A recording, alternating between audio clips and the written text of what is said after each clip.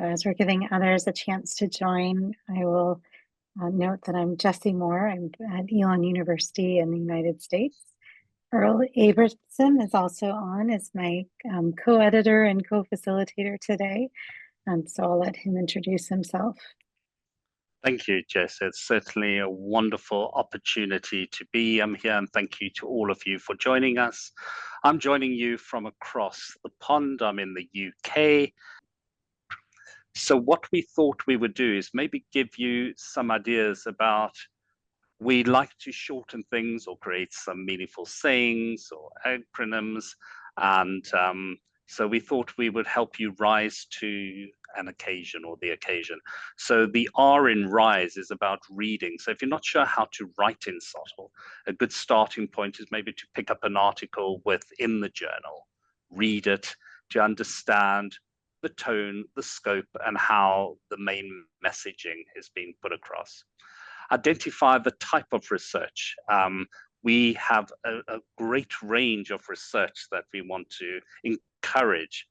So we've got things like the traditional article, reflective pieces, posters, collaborative work, subtle studies in process. So you may not have finished the work, but you want to test the waters with the work that you are doing.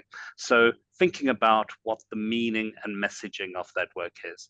And then the study, how is the study created and comprised and designed, what methods and why, and thinking about the rigor that you want to use. And then how are we going to critically engage with the authors as well as the readers to make that work accessible to a diverse and global audience from different fields study. So we think RISE should be a useful starting point to think about those smaller steps. What are the low-hanging fruits that you can do before you actually write? And think about these as the stepping stones. But we've also thought about knowing the audience you're actually writing for. So we've tried to stick to an acronym of being clear. As Jessie mentioned, one of the most cited articles was the article that Peter Felton wrote in 2013 about pillars of subtle. And you try to think about what doing good subtle means or what writing in good subtle means. And one of the standout features, context matters. And a lot of events have used that as a theme header, context matters and what does subtle look like in the context of your work. So thinking about that, the readership for TLI is a diverse readership from every corner of the earth. Thinking about national settings, not assuming that the reader knows some things, but being clear in terms of the context, the language we use. So we try and encourage writers to avoid unnecessary jargon. And we've had a few articles in recent times where it's laden with jargon and it distracts from the main reading and makes it difficult to actually read. So we try and keep it as clear and straightforward so that it is accessible in terms of that reading. Engagement, is your question clear? What are we asking? Are the methods clear? Is there meaning within the work? Accessible to that audience, we said, explaining things and not assuming that the reader knows, but also not to downplay it to an extent where we need to go back and explain everything at every sentence. It's more about concepts. So in different parts of the world, there's different ways of writing, different ways of defining, and it may be an alien or obscure term that may need a little bit of fleshing out for different audiences to appreciate. Relevance is also really important to both the local context and the broader the broader scene of subtle, or the context in which subtle happens on the global stage. So being clear may help you to define what the writing, what the purpose is, and also how the reader will receive the writing. And that we see reflected when we vote on Article of the Year and Review of the Year, where it's quite clear, accessible, the feedback as well, as Jessie said, straightforward, clear, understand what I need to do as an author now to amend or refine that work. And then we've got a second one, happy to take questions, about writing, and it's write. So no question is a stupid question in subtle, context matters. So wonder and inquire, what is that meaningful question that's plaguing you? and really trying to seat that question in current research. Have other researchers or scholars tried to attempt to understand that issue as well, and review the volume of work and situate your work. We often find, Jessie and myself have had this back and forth, that because you cite Felton, that makes it subtle. And it's not to downplay our good colleague Peter Felton, but there are multiple scholars and multiple areas in which subtle happens. And what we are looking at is situating your work within a comprehensive repertoire of subtle scholarship. Design, innovate and design rigor, that's important. Translate insight into clear writing. So it may be stored in your head, but if you're unable to get that into a clear way of writing, it makes it difficult for a reader to read. And then engage with the comments, the feedback. And what we're trying to understand here is that write could serve as a step-by-step authoring guide that tries to mirror what TLI expects. Things like inquiry, rigor, and engagement. One of the ways that you can engage with the journal is through reviewing. It's also a really helpful way to learn more about what solo looks like in publication.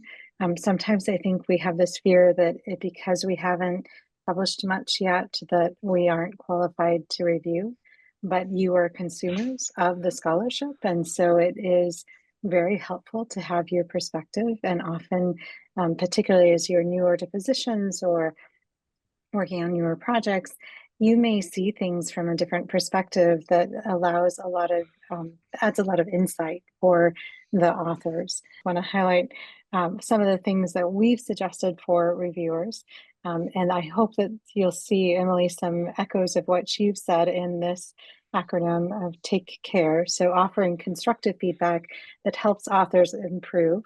I will also note that every now and then, even the best intentioned reviewers will add something in that is a little less constructive. And again, we authorize our associate editors and us as editors to trim those if they're not really helpful, so that you're hopefully getting the most relevant set of feedback possible. Be analytical, so assess the clarity, the methodological rigor, and the contribution to SOTL. Remain respectful and developmental in tone, especially for early career authors.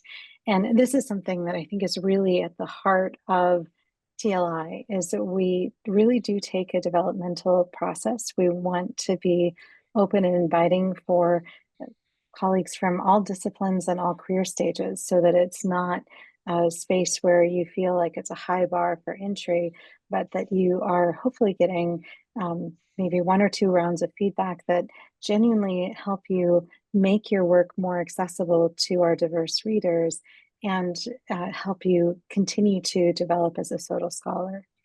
And part of that is being encouraging, so highlighting strengths and offering practical suggestions for improvement. And we've got some great reviewers that really take that to heart.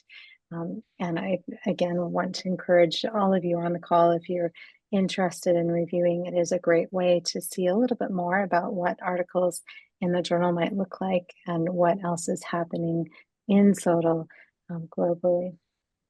So here are just a couple quick notes, something to keep on your horizon as a possibility. We do try to offer a pathway from reader to author to reviewer to associate editor. So associate editors have a chance to grow your editorial skills by supporting authors and reviewers. We are also working on additional materials for reviewers to help them develop their skill set as well. Understand how to match submissions with suitable reviewers. So that's a key part of our associate editors' role, is making sure that your manuscript lands in front of reviewers who, even if they don't have the disciplinary background, would have other interest in that topic and other connections, and could help offer contextualized feedback that is relevant to your work. Integrating diverse perspectives and balanced reviewer feedback. We send manuscripts out to at least 3 reviewers, typically from different disciplines and from different countries or regions, just to recognize that we want feedback that's reflective of the diversity of our readers. And so associate editors are always trying to find that range of perspectives, while also making sure that the reviewers have some background that will help them offer really targeted, meaningful feedback to you. Develop authors through thoughtful, synthesized editorial letters. So we don't just give you the feedback back to you from the reviewers. So we try to frame it and offer some of our thoughts on how you might address the feedback or prioritize feedback. And then evaluate work fairly and maintaining TLI standards. So our associate editors are key members of our team of really ensuring that we're leaning into the vision and mission of TLI. So I hope you will think about that as a down the road possibility as you continue your journey with TLI and SOTL. I just want to echo what Jessie said. One of the exciting things is that we get the opportunity to read the latest work first. You know, as an editor, a reviewer, someone is entrusting us with their work, with their thoughts, with their thinking. So using that as a background and respecting that, it could really open up insights or align with some of the work that you may actually be doing, thinking, this would be great to make contact with an author and see what else could be grown in that space. So I think it's a wonderful journey to just be mindful of what it is we're serving and who we're serving and how we actually bring that work alive and respect it in multiple ways. And that's from author to reviewer to final product when it's out there. Thank you for visiting with us today, and we wish you well with your SOTL journey.